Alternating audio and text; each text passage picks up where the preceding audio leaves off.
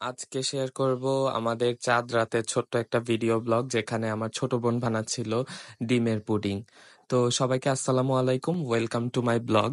আপনারা অনেকে আমার ভিডিও দেখেন, তো আমার ভিডিও কেমন হয়, ভালো নাকি খারাপ, বা কোনো ধরনের কোনো যদি সাজেশন থাকে অবশ্যই আমার সাথে শেয়ার করতে ভুলবেন না। আর আমার পেজটা যদি ভালো লাগে অবশ্যই একটা ফলো দিতে ভুলবেন না। ধন্যবাদ সবাইকে। তো এখানে প্রথমে আমার বোন 4টা ডিম ভেঙে তার মধ্যে চিনি অ্যাড করলো। অ্যাড করে এটাকে ভালো করে আসলে মিক্স করে নিচ্ছিল। পুডিং বানানোর জন্য সবচাইতে বেশি ইম্পর্টেন্ট হলো মিক্সিংটা আমার জানা মতে। সুন্দরভাবে মিক্সিং হলে পুডিংটাও আসলে সুন্দর হয়। তো এখানে আরো অ্যাড করে দেওয়া হলো কিছুটা পরিমাণ বিস্কিটের গুঁড়া। বিস্কিটটা ছিল আসলে বাদামের ফ্লেভার। বাদামের ফ্লেভারটা আসলেই ভালো লাগে।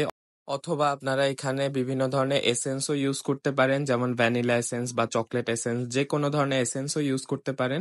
তো যাই হোক, এখানে এরপর অ্যাড করে দেওয়া হলো দুধ। দুধটা একটু ভালোভাবে মিক্স করার পরে এখন এটা প্রায় রেডি হয়ে যাবে। একটু ভালো করে ছেঁকে নিলেই রেডি হয়ে যাবে। তো এখানে একটা স্ট্রেনার নিয়ে সুন্দরভাবে ছেঁকে নিচ্ছিল আসলে, যাতে পুডিংটা স্মুথ হয় আর কোনো ধরনের দানাদার কোনো কিছুই যেন পুডিং এর মধ্যে না থাকে, সেজন্যই আসলে এটা সুন্দরভাবে ছেঁকে নেওয়া।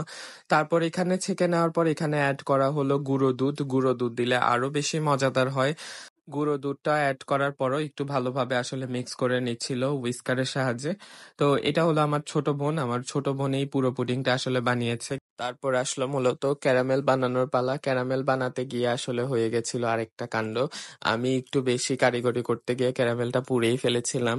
আমার কাছে যদিও একটু বেশি লাল লাল ক্যারামেলটাই বেশি পছন্দ হয়, কিন্তু বাকিদের তেমন একটা বেশি পছন্দ না। যাই হোক, একটু বেশি তাপ দিতে গিয়ে আসলে ক্যারামেলটা বেশি লাল লাল হয়ে গেছিল। তো এখানে পুডিং এর জন্য আমি একটা নতুন সংযোজন বললাম যে অ্যাড করার জন্য, যে উপরে বাদাম দিয়ে সুন্দর করে ডেকোরেশন করার জন্য, সেটাই বাদাম কুচি অ্যাড করছিল। তো তারপরে এই তো ক্যারামেলের মধ্যে পুডিং এর মিশ্রণটা দিয়ে এটাকে ভাপে বসিয়ে দেওয়া হলো। তো কিছুক্ষণ ভাপ দেওয়ার পরেই রেডি হয়ে গেল আমাদের পুডিংটা। পুডিংটা দেখতে সুন্দর হয়েছে ঠিকই, কিন্তু কাটার অনভিজ্ঞতার জন্যই আসলে সাইড থেকে একটু একটু উঠে উঠে এসেছিল। তো যাই হোক, এখানে বাদাম দিয়ে সুন্দর করে ডেকোরেশন করে দিচ্ছিলাম আমি। এই কাজটা আমি করেছিলাম, ডেকোরেশন করার কাজটা। তো যাই হোক, এখন একটু কেটে দেখার পালা যে পুডিংটা আসলে দেখতে কেমন হয়েছে।